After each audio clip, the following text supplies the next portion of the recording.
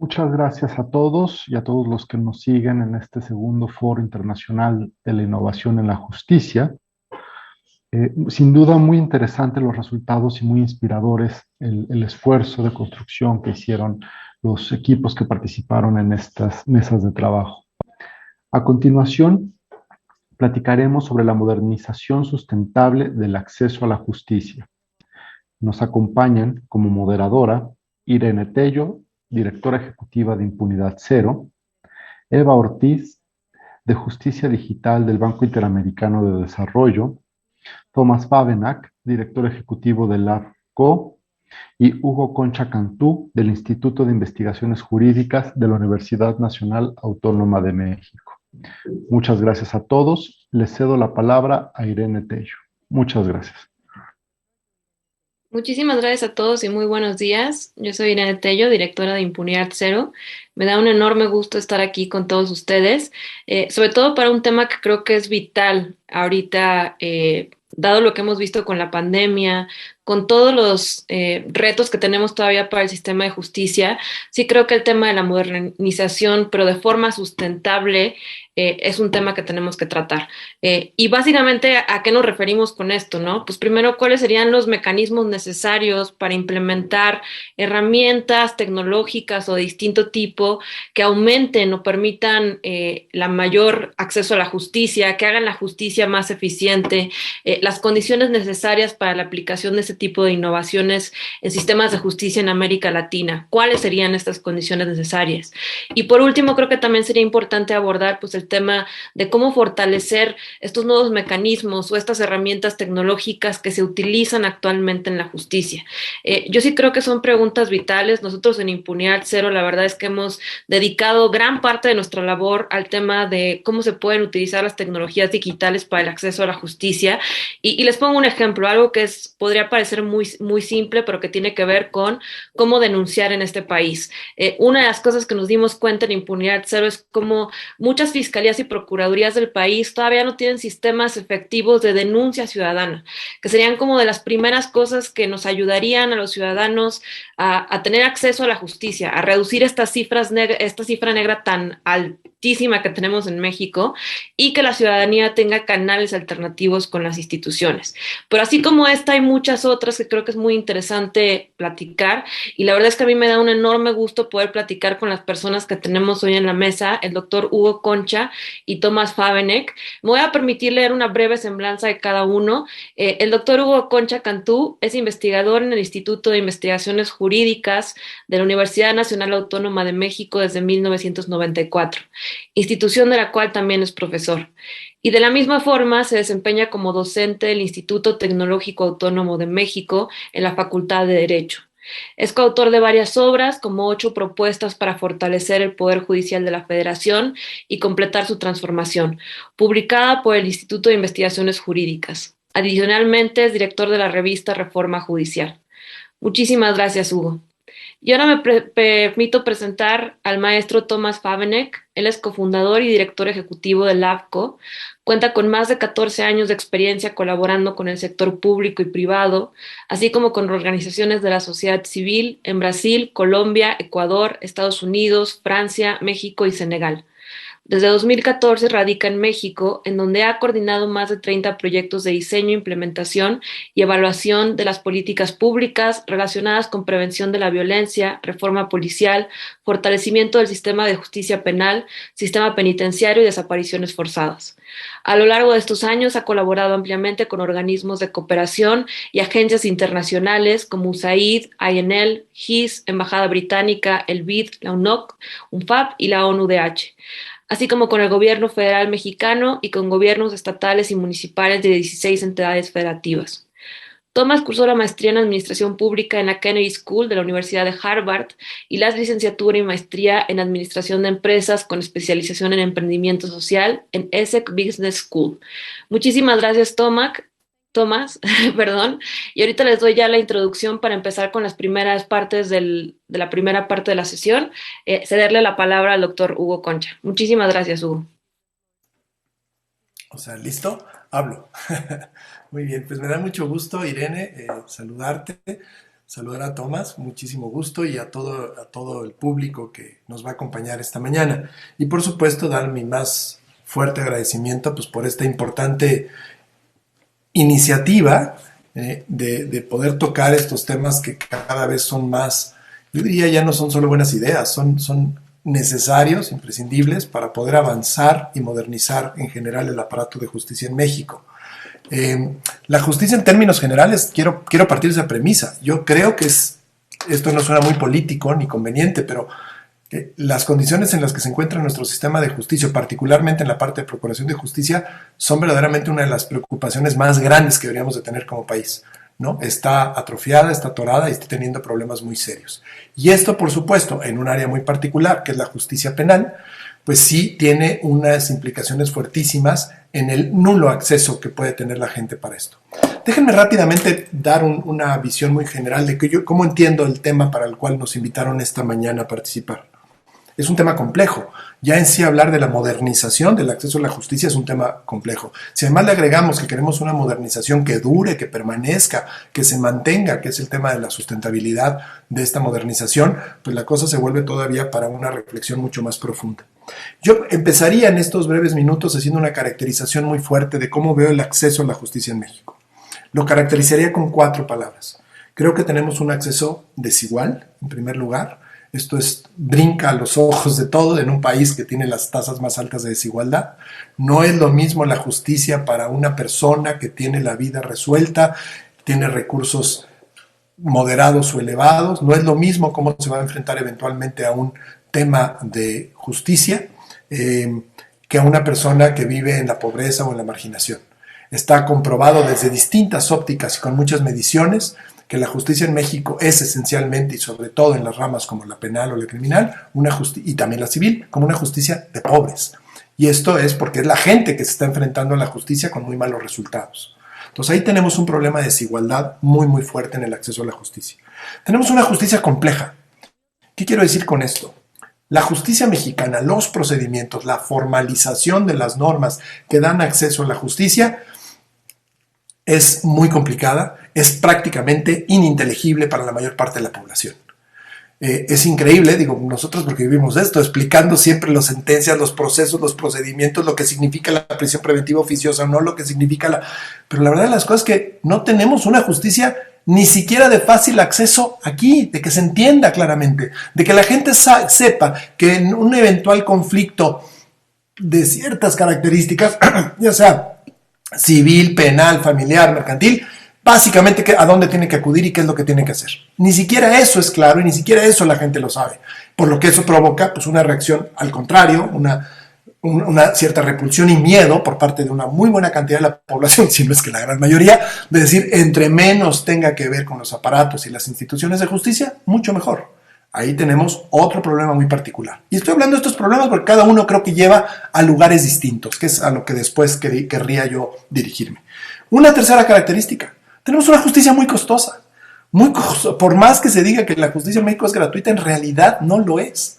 Por ser tan complicada, por ser tan laberíntica, por ser tan lejana a la población, la gente tiene que buscar a los que saben, a los expertos, a los abogados, y a veces no son buenos abogados, pero para que les ayuden justamente para acceder al aparato de justicia en términos generales.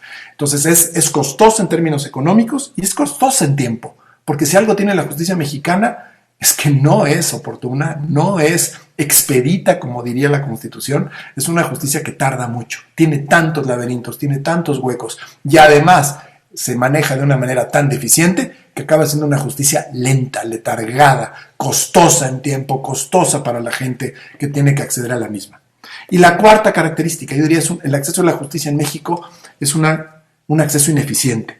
Los resultados que se tienen son intangibles en el corto y mediano plazo. Es decir, la gente no ve resultados rápidos, no sabe muchas veces a qué va a llegar y lo que espera que va a llegar no es a lo que llega, ¿no? Lo que no está logrando hacer el aparato de justicia, que es clave en un Estado constitucional, es dar seguridad, certidumbre, que si te pasa esto y acudes a esto, estas son las probabilidades de lo que te va a ocurrir. Y eso en México tampoco existe. Entonces, repito, y con esto termino, el acceso a la justicia es desigual, el acceso a la justicia es complejo, el acceso a la justicia es costoso y el acceso a la justicia es ineficiente. Gracias. Muchísimas gracias, Hugo. La verdad es que pones en la mesa puntos importantísimos. Esto que mencionas de ni siquiera saber a dónde acudir, a qué autoridad acudir, cómo seguirlos, cuál es el proceso. Nosotros en Impunidad Cero, y perdón que haga el anuncio, pero me parece muy importante, tuvimos que desarrollar una plataforma de denuncia digital que se llama denuncia.org, justo para resolver este tema que mencionas, ¿no? Porque la gente cuando es víctima de un delito, pues lo que menos se va a poner a pensar es si tiene que llevar su identificación oficial, qué pasa si le robaron la identificación oficial, cómo va a ser el proceso de la toma de la entrevista, qué tiene que llevar, qué le van a preguntar, cómo va a ser el proceso. ¿Dónde está la agencia del Ministerio Público más cercana? Que podría parecer cualquier cosa, pero creo que ahí ese tipo de temas son los que van poniendo trabas para el acceso a la justicia. Y ahora pasarle la palabra a Tomás para que nos hable un poquito más de este primer punto sobre los mecanismos necesarios para realmente implementar a largo plazo herramientas que permitan hacer la justicia más eficiente. Muchísimas gracias, Tomás. Te cedo la palabra. Perfecto, y buenos días a todas y todos, y muchísimas gracias por la iniciativa primero del foro y por la invitación a poder contribuir. Sí, nosotros, yo soy director de LABCO. LABCO es como laboratorio colaborativo, y justo somos un laboratorio de innovación en materia de prevención de violencia, de seguridad ciudadana, de justicia y derechos humanos.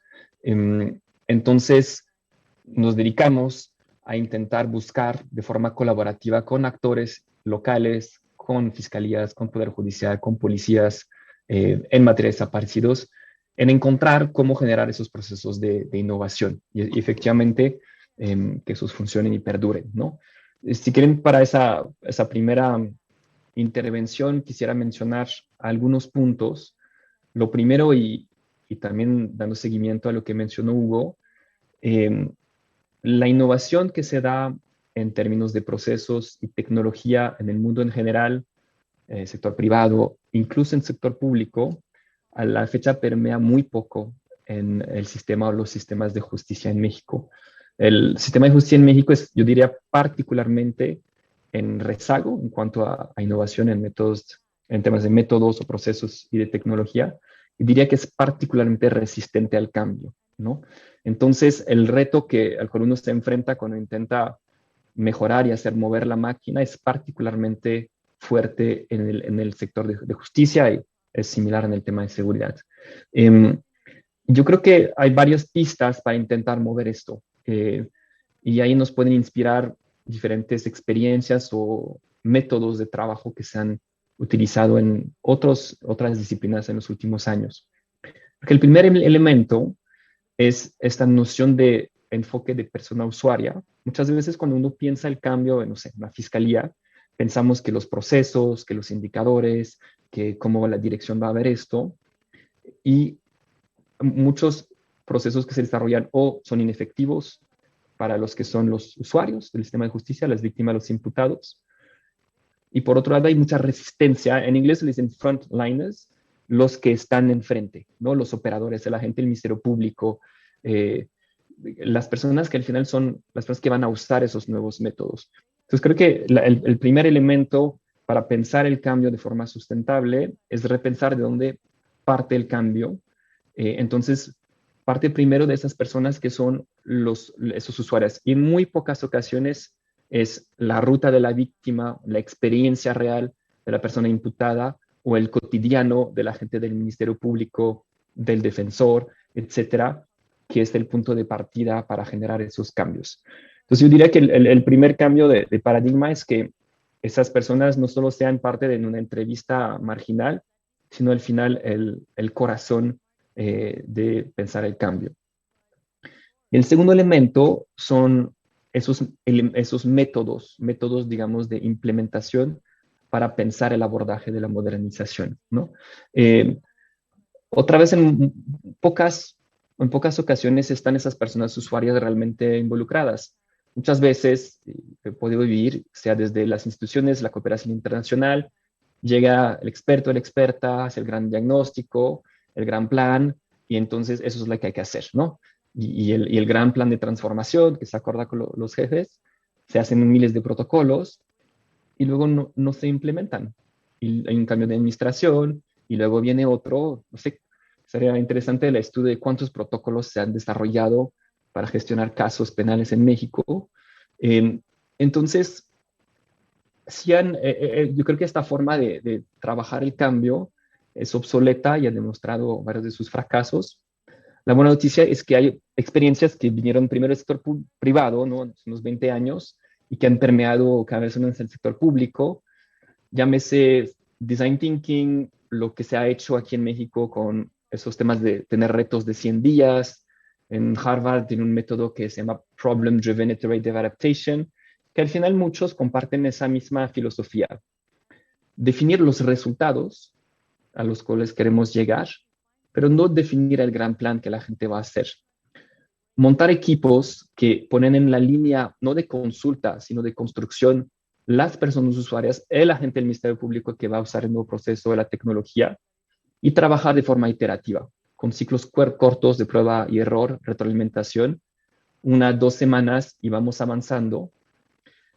Y primero empezamos con las prácticas y una vez que esto funciona, que están en las prácticas de cada persona, ahí sí hacemos los protocolos, hacemos los cambios legislativos y ahí nos aseguramos que los cambios han sido construidos por los que los van a operar para que les funcione a ellos y ellas, que ya estén en práctica y que sí funcionen en el contexto, no en la buena práctica de Chicago, no sé dónde, y después ahí podemos subirlo a la ley. Cuando muchas veces más bien pensamos que haciendo una ley, un protocolo, el mundo va a cambiar solito, pero el punto de partida deben ser esas personas que van a operar los cambios. Muchísimas gracias, Tomás. Yo sí creo que es momento como de seguir abordando estas, antes de entrar a las preguntas detonadoras, un poquito más para poner los puntos sobre las IES, ¿no? Porque sí creo que es un tema que suena muy fácil, pero creo que debido a los distintos tipos de innovaciones o procesos de modernización que se pueden dar y estos puntos que nos mencionaba Hugo, es un proceso tan complejo que de por sí funciona mal que tendríamos que ver, bueno, en qué parte queremos modernizar y teniendo en sujeto a quién, o sea, serían los operadores del sistema de justicia, estamos pensando en el usuario, estamos pensando en los ministerios públicos, en los policías, en qué parte del proceso queremos modernizar. Creo que cada una de estas cosas y cómo lo queramos plantear sus propios retos y preguntas. Entonces, pasarte la palabra, Hugo, otra vez como para seguir abordando más en estos temas iniciales, por favor. Sí, Irene, con mucho gusto. Me parece muy interesante a donde se metió, más, no porque lo que dijo no, pero es que es muy puntual, sino al terreno al que se metió Tomás, me parece interesantísimo, que ya son un poco como los cómo, ¿no? Y que tú ahorita lo teorizabas un poco más genérico. Es un mundo muy complejo, es un rompecabezas gigantesco de muchas instituciones, muchos actores, el tema de la justicia. Entonces sí, necesariamente creo que hay que, ya para recomendaciones muy puntuales, hay que entrarle a cada microespacio, por llamarlo de alguna forma, a cada escenario en lo particular, para determinar ahí cuál es el mejor camino a seguir en esa modernización. Porque no es lo mismo, como muy bien dices, Irene, no es lo mismo el tema del contacto con el Ministerio Público y el trabajo que éste va a realizar, o con el policía. Es muy distinto allá lo que se tiene que lograr hacer con los jueces y con los procedimientos ya formales judiciales. Entonces, sí creo que esta desagregación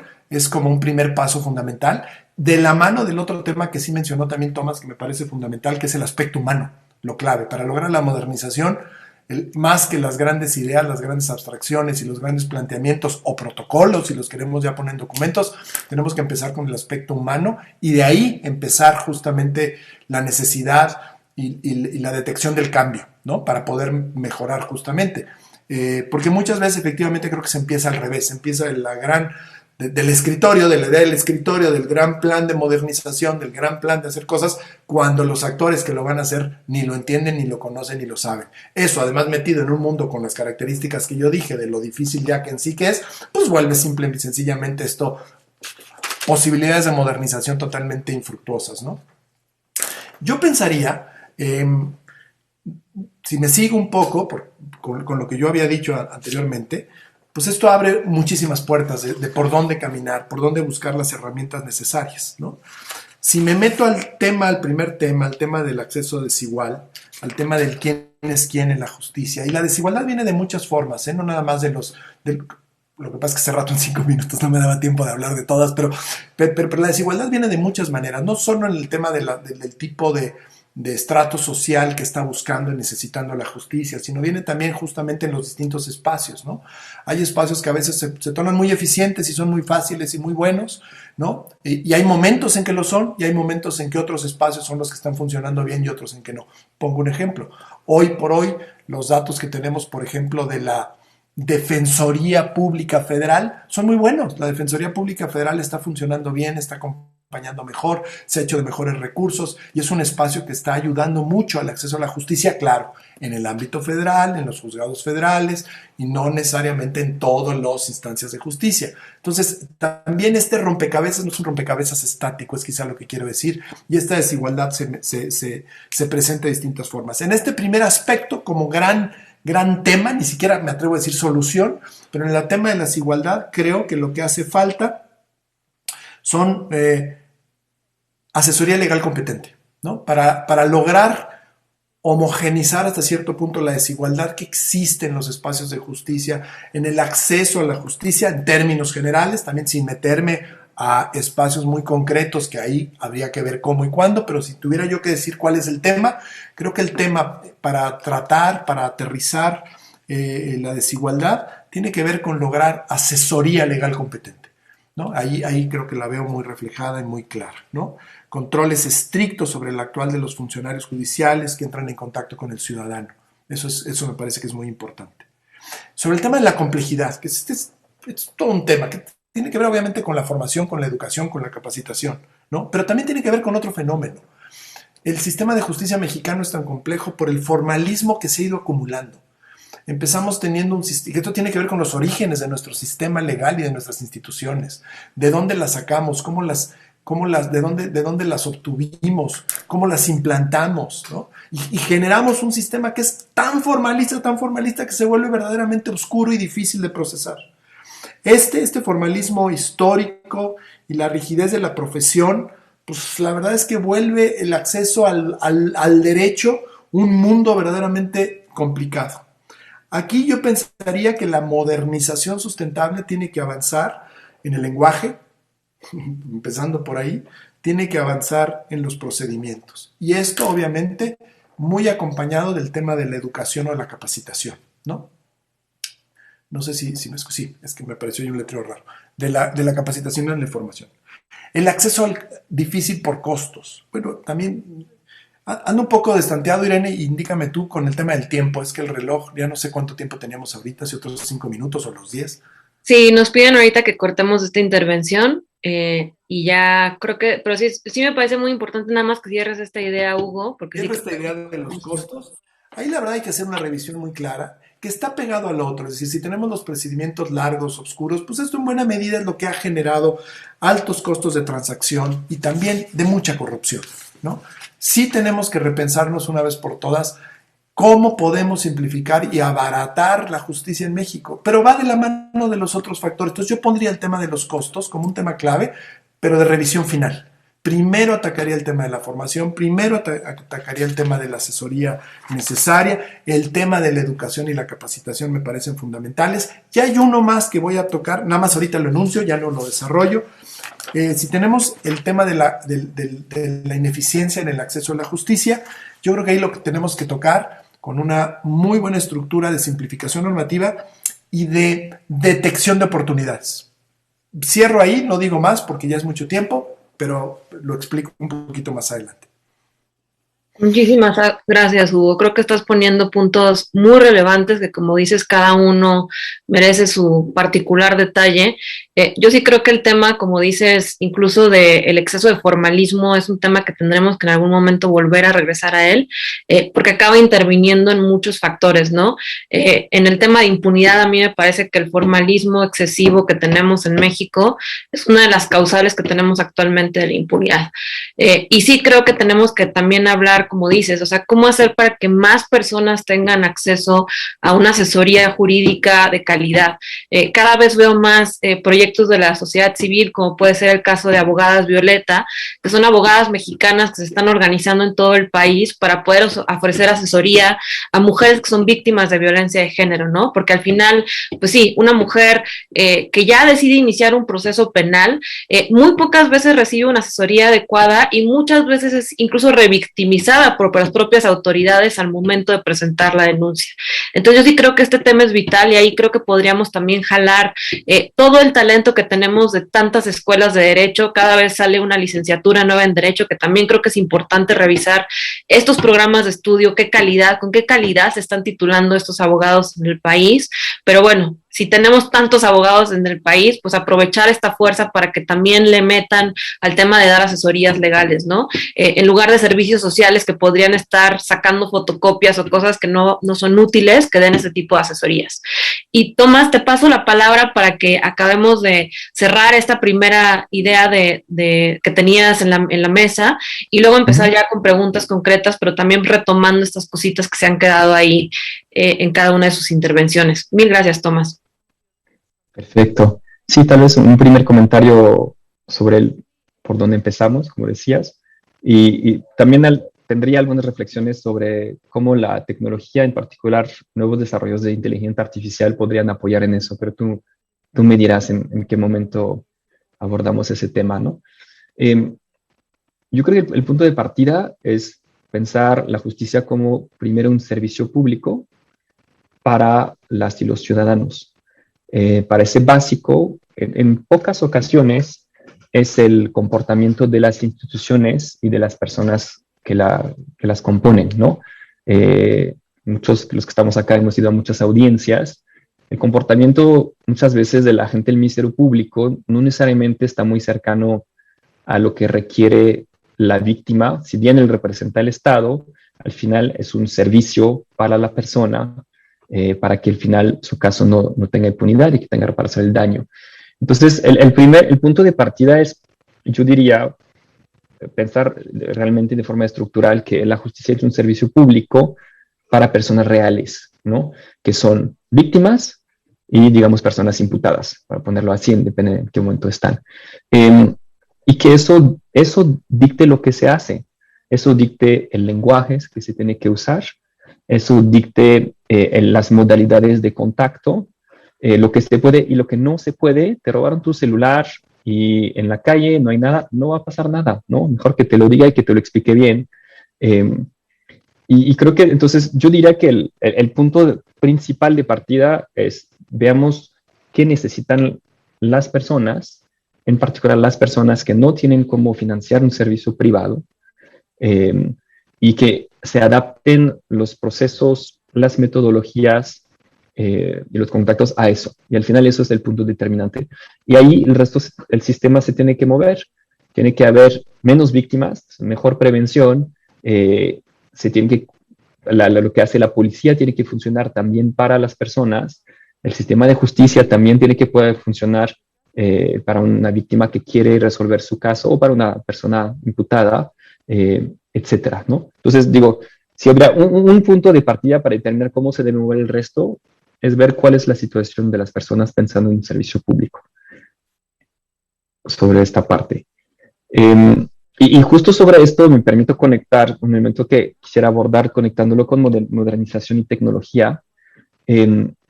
Pensando en las personas, parte de los desarrollos fuertes en los últimos 5 años es el uso completamente masivo de WhatsApp, ¿no? Y de mensajerías en general. Es muy interesante el WhatsApp porque trasciende las clases sociales y las generaciones. Entonces, cuando pensamos acceso, creo que lo hemos vivido en la pandemia, ¿no? Ustedes son profesores además. A muchos les costó el Zoom, pero todo el mundo en WhatsApp está tranquilo. Todo el mundo entiende y usa WhatsApp. Y además en México y muchos países del mundo, cuando uno ya no tiene saldo en un prepago, el WhatsApp sigue funcionando. Entonces el WhatsApp no necesita dinero para ser activado. Y otras mensajerías también. Eso es muy potente y el mundo comercial lo ha entendido muy bien. Y seguramente lo ven, farmacias del ahorro, no sé, compañías aerolíneas, todos ahora están en ese unicanal. Entonces, en la parte tecnológica ha habido una mutación en los últimos años de inicialmente plataformas en línea, ¿no? Un sitio web, luego se fuimos a apps y en los últimos 3 años ya se han desarrollado mecanismos que pueden apalancar el hecho de que haya un solo canal donde resuelvo cosas y ahí uno puede pedir comida por WhatsApp, pedir medicamentos, lo que sea.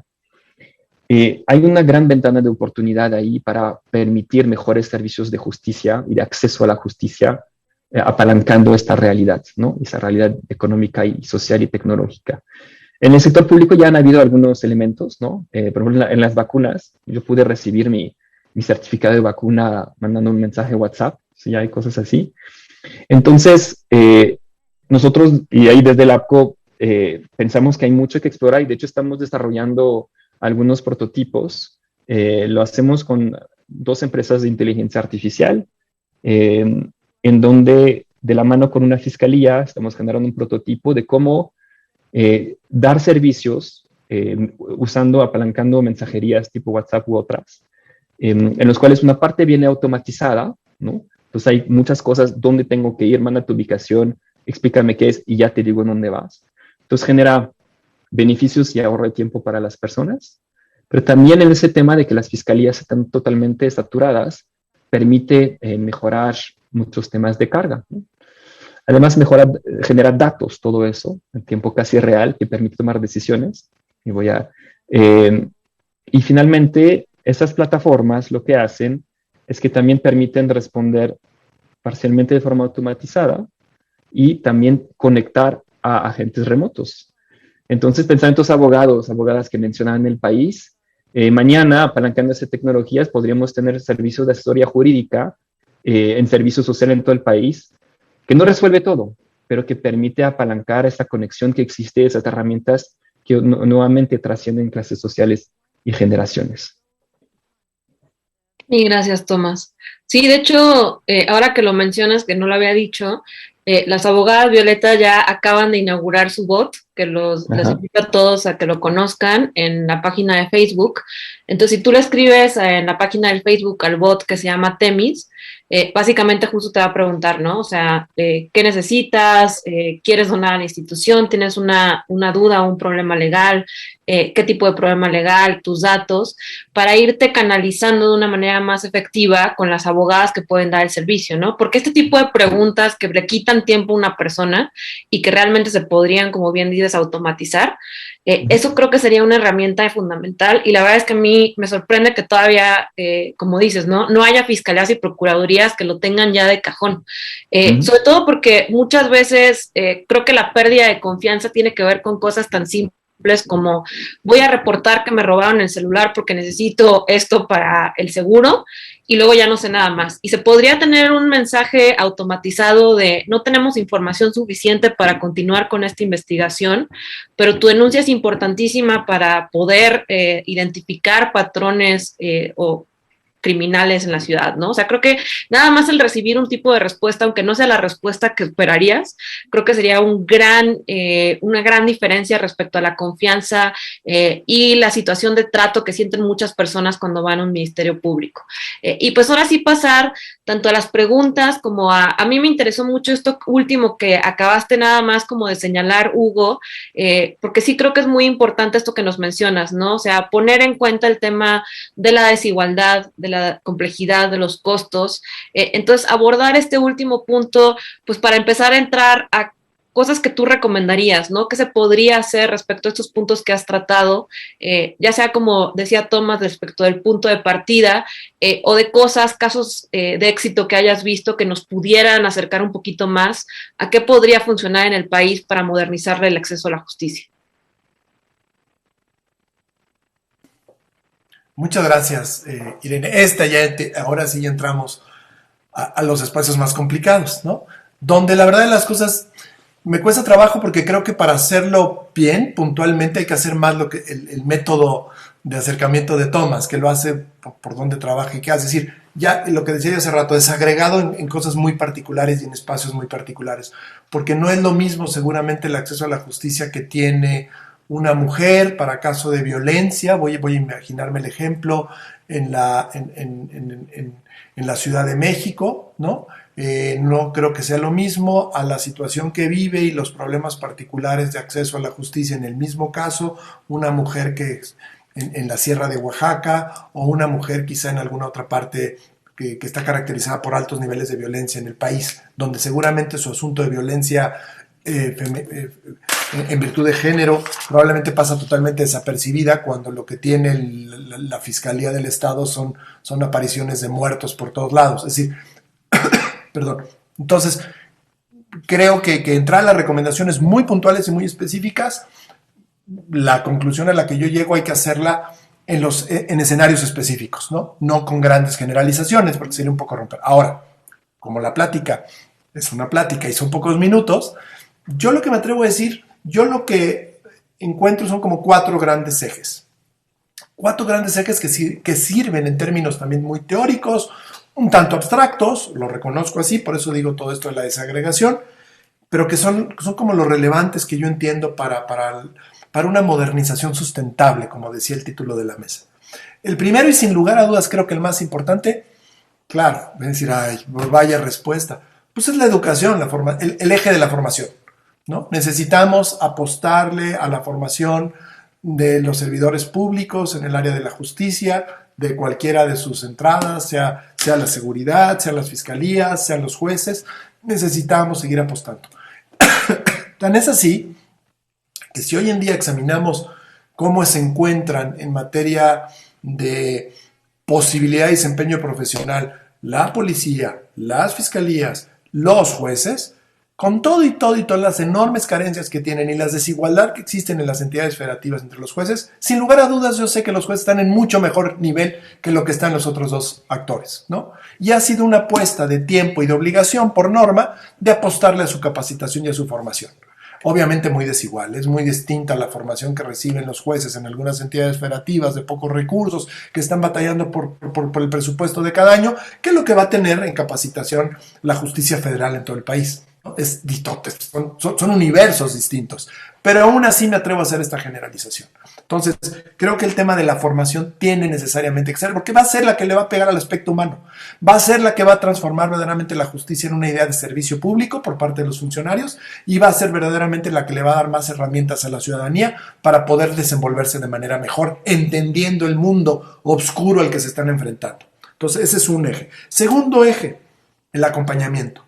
El acompañamiento, ya por no decir acceso del acceso, porque entonces ya no se entiende nada. Esto que decía yo hace falta, sobre todo, mientras no logremos simplificar y cambiar y transformar nuestro mundo jurídico judicial, hace falta entonces que haya una área en las instituciones de justicia que ayude a la ciudadanía paso por paso a donde se tiene que ir.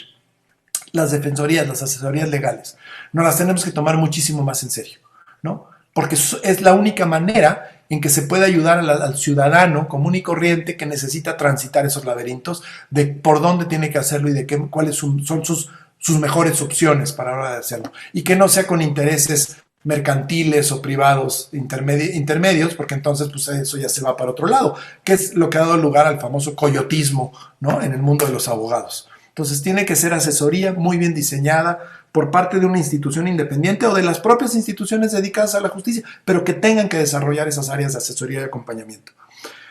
Con el tema de víctimas y el nuevo sistema de justicia penal, algo se ha desarrollado más en ese sentido, pero creo que todavía nos falta muchísimo por avanzar. Una tercera que la mencionaba yo, Irene, y a lo mejor era la que tú me mencionabas, algo que aprendí en algunos poderes judiciales en un estudio reciente que tuve oportunidad de hacer con México Evalúa, en materia de su información, es que algunos han desarrollado áreas específicas para detectar ventanas de oportunidad, para detectar cuándo hay la posibilidad de hacer un programa con los niños en las escuelas en donde los jueces vayan y les platiquen qué hacen y cuál es la labor de un juez. O abrir un espacio de comunicación en redes como las que mencionaba Tomás para dar a conocer una cosa nueva que está haciendo el tribunal en tal o cual lugar. Eso, el que haya un área cuya función es estar pensando en la mejoría constante, en la oportunidad que se tiene para hacer cosas nuevas y sobre todo para acercarse a la ciudadanía, me parece que es fundamental. Porque de otra manera, si no es así obligado, hay alguien que está para eso, cada quien va por su camino, ¿no? Y la verdad es que luego los jueces, pensando en ellos, pues tienen tanto trabajo que no les puedes pedir que además estén imaginando mundos mejores de acceso con la ciudadanía que viene a tocar a su puerta, cuando además tienen filas afuera en los asuntos que se les acumulan y acumulan. Entonces, que haya un área con autoridad en la estructura de gobierno de las instituciones de justicia para reflexionar y dar propuestas de acercamiento, me parece que es bien importante. Y son de 1000 tipos, en comunicación, en programas de divulgación, en programas de formación, hay muchísimas cosas que hay que hacer. Y creo que aquí, y lo voy a tocar con el último eje, ya voy a acabar, perdón, el área de comunicación. Yo creo que se ha pensado muy mal en la comunicación de las instituciones de justicia. Las instituciones de justicia no tienen por qué tener áreas de comunicación social como si fueran instituciones de la administración pública, en donde se dan a conocer boletines de lo que hoy hicieron, de la sentencia que sacaron. La verdad, ni ayudan ni se sirven para nada realmente. Las instituciones de justicia, si las vamos a entender como instituciones que, para empezar, no son jerárquicas por una razón de organización interna, pero desde el punto de vista del contacto con la sociedad tienen que ser muy abiertas, muy horizontales, tendrían que tener también mecanismos de comunicación y toque con la ciudadanía totalmente distintos. Para eso a veces en reuniones con magistrados y con jueces he dicho, pues a lo mejor la academia o las organizaciones pueden ayudar como un intermediario para lograr ese contacto. Tiene que ser un contacto distinto, no burocrático, no alejado, no de esto es lo que tenemos que dar a conocer. No, de dar a conocer constantemente todo, porque todo a veces no se entiende. Y para eso creo también, y con eso esa es la última área, creo que el área de la tecnología, que es un poco transversal a todas, pero puede ayudar muchísimo para ese contacto y comunicación diferente. Gracias. Mil gracias, Hugo. Sí, yo también creo que hace falta que todas las instituciones del sistema de justicia tuvieran su área de innovación, ¿no? O sea, que se dedicara completamente a eso.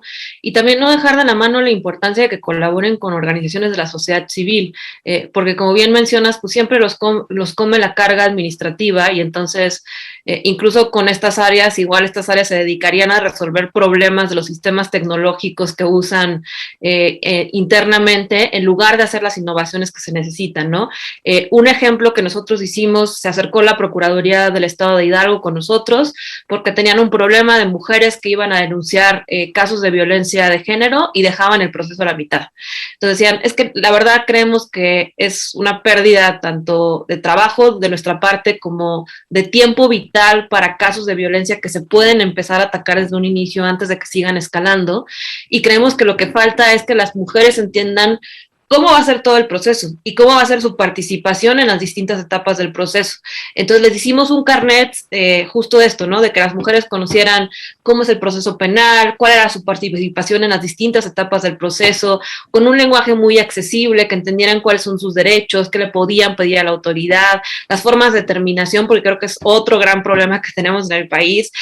Tenemos tan mala concepción del sistema acusatorio que si una persona no va a la cárcel, se quedan las víctimas con la sensación de injusticia o de que no pasó nada con su casa cuando no se les explica que hay unas determinaciones efectivas que ya existen, que están por ley y que no quiere decir que el sistema haya fallado. Y este tipo de cosas, como dices, que podrían parecer tan simples, todo el tiempo deberíamos estar identificando estas áreas de oportunidad. Hay muchísimas cosas que hacer y sí creo que es un tema que urge poner sobre la mesa en lugar de a veces estos estudios tan rimbombantes que hacemos y que son importantes, pero que a veces hacer un carnet o hacer una línea de WhatsApp con la Fiscalía de Procuraduría serviría muchísimo más que muchas de las innovaciones que a veces cuestan mucho dinero.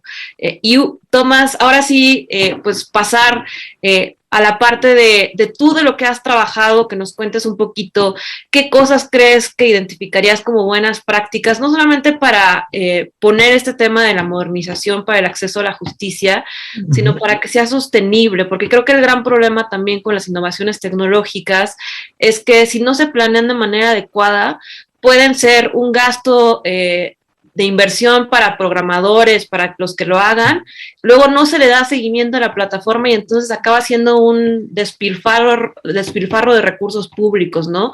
Entonces, que nos hables un poquito tal vez de esto, de lo que tú has visto en estos años, que podría funcionar para sí tener la innovación y la modernización, pero que sea sustentable a largo plazo.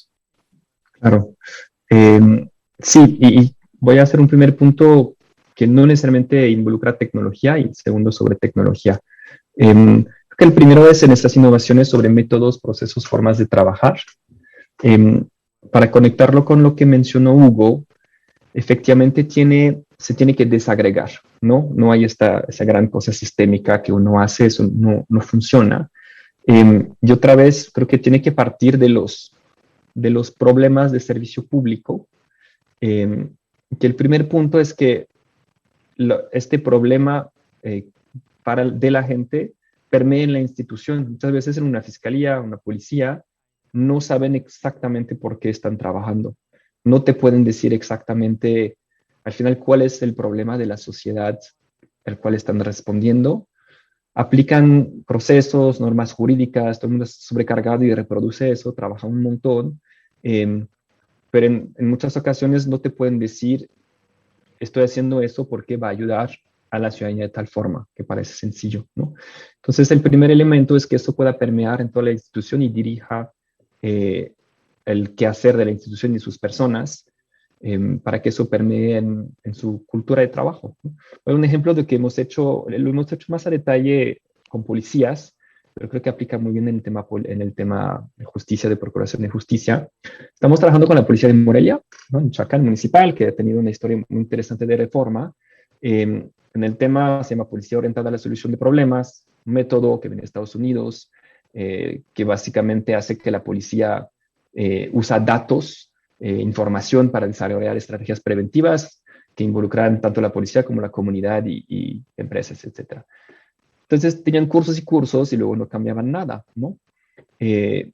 Llegabas a la policía y dijimos, ok, vamos a trabajar de forma diferente. Vamos a sentarnos con mandos medios, sectores, y decir, ok, en tu sector, ¿cuál es el problema que te quita el sueño? ¿No? ¿Cuál es tu problema? No, es que la gente aquí se queja mucho, que les roban muchos autos. Ah, bueno, tal. Son muchos robos de autos. Sí, la semana pasada hubo 3. Ah, ok. ¿Cuántos hubo en el año? Ay, no sé. Ok. Oye, Morelia está mal en robo de auto. No sé, ¿no? Entonces, lo primero, la policía se levanta la mano todos los días y hacían cosas y están saturados por la operatividad, pero no sabían realmente bien, tenían nociones de qué es lo que preocupa a la gente y en qué magnitud, ¿no?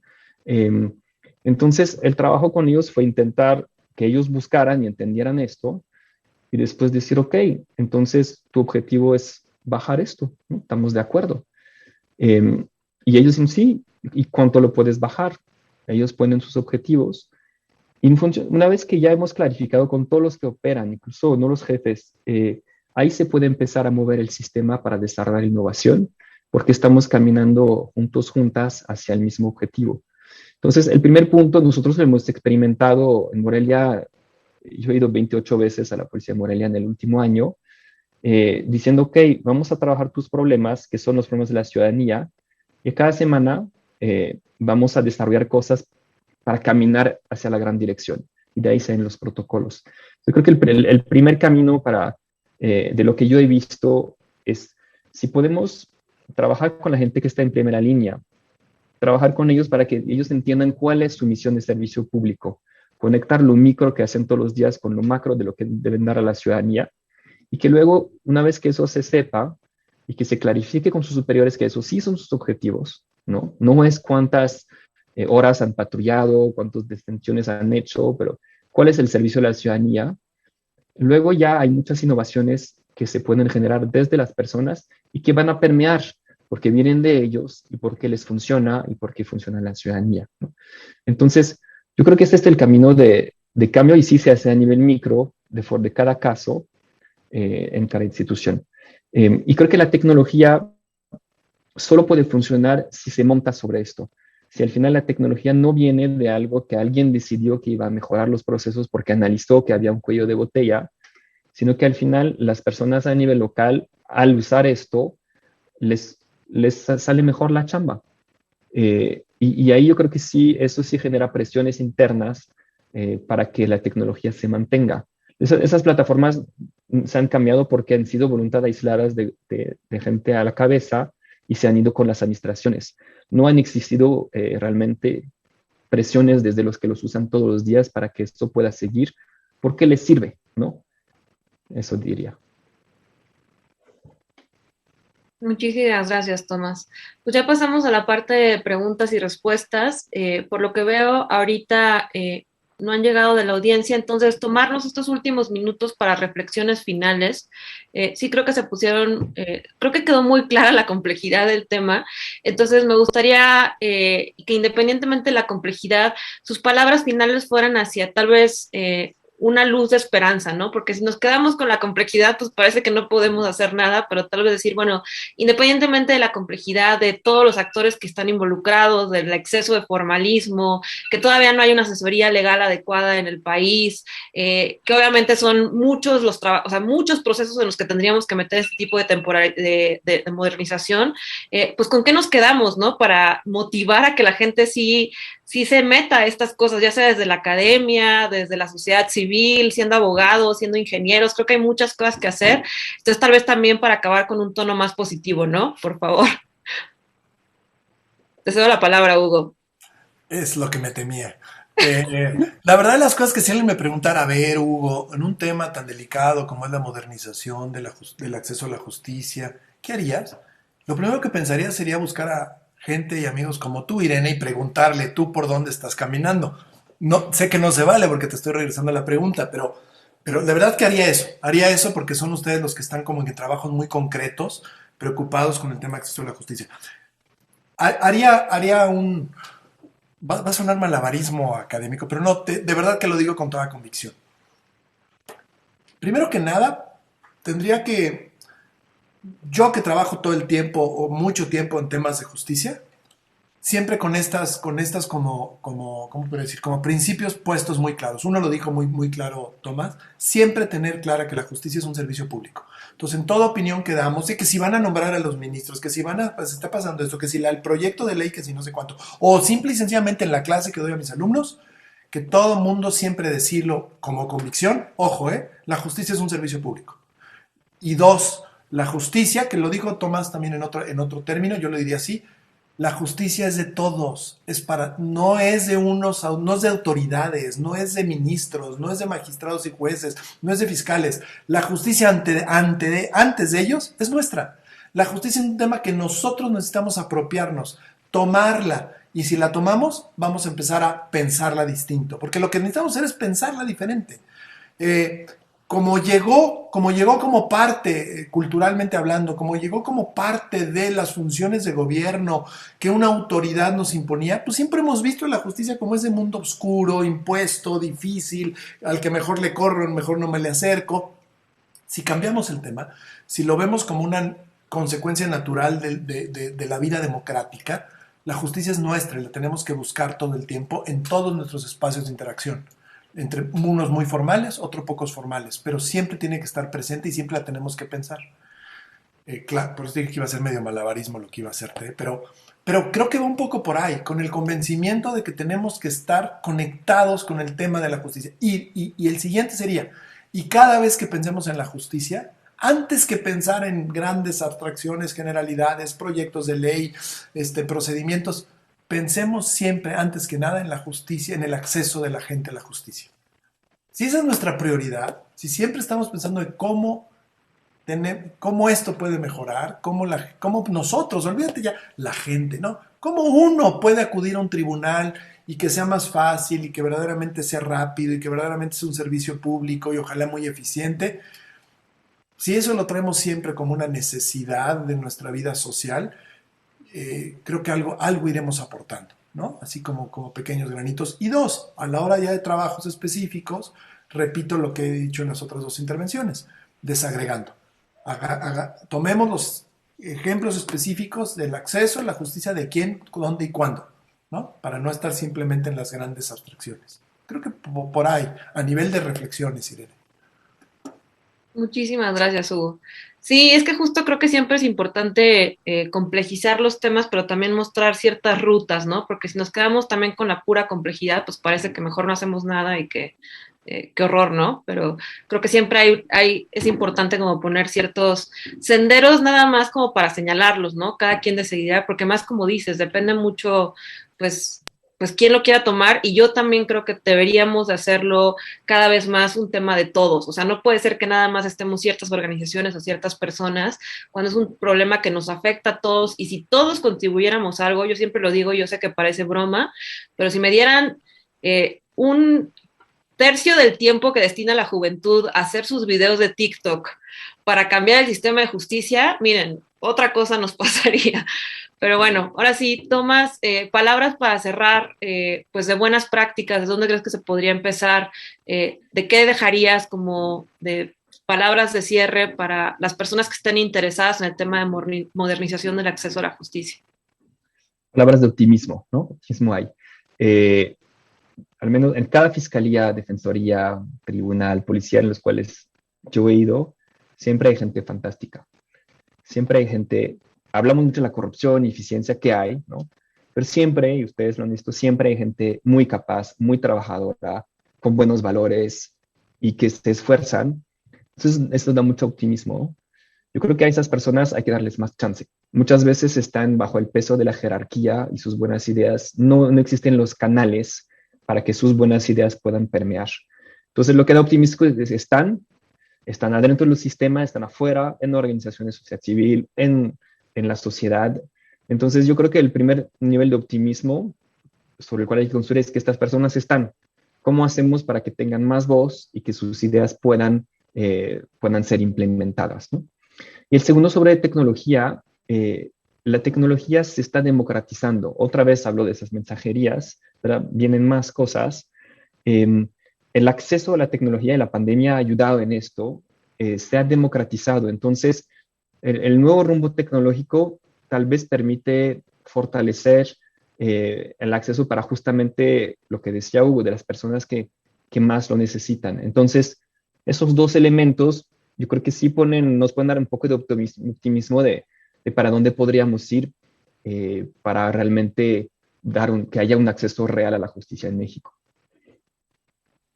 Muchísimas gracias, Tomás. Y pues agradecerles a los dos por esta plática tan interesante, tan agradable. Siempre es un gusto coincidir con ustedes en espacios. Agradecerle a México Evalúa y a todo su equipo, a la Fundación Friedrich Naumann, por este foro tan importante. Yo sí creo que es un tema fundamental. Obviamente nuestro sistema de justicia tiene muchos problemas, pero la innovación, lo que hacen las tecnologías, buenas prácticas y lo que se puede hacer con la modernización, creo que sí nos lograrían sacar en un corto plazo de las grandes crisis que tenemos del sistema de justicia. Y pues por lo mismo invitarlos a que sigan en la transmisión, viene otra mesa muy interesante, y agradecerles su tiempo y su espacio, recordarles que si en algún momento quieren ver una buena práctica, que visiten denuncia.org para saber dónde y cómo denunciar un delito, y agradecerles que nos hayan acompañado. Muchísimas gracias y muy buen día a todos. Gracias a ti, Irene. Gracias.